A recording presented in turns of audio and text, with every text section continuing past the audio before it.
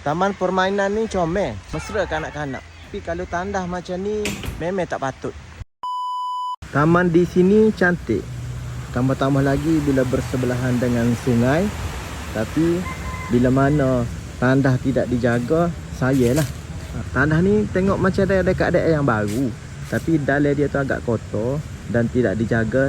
Yang paling penting sekali, air tak ada. Bila air tak ada, ia akan menyusahkan pengunjung, terutama orang yang berkeluarga, yang ada anak kecil lah. Jalan ni juga perlu ditutup. Sebab bila mana budak daripada sungai nak pergi ke taman, dia akan lalu di kawasan ni. Kalau lalu sini, saya tengok, saya duduk sini dalam 30 minit. Ada 2 buah kenderaan yang lalu dalam keadaan yang laju lah.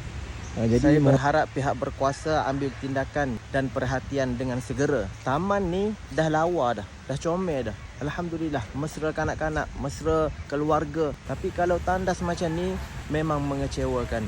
Rugilah segala usaha mencantikkan kawasan ini, tetapi tandasnya tidak dijaga.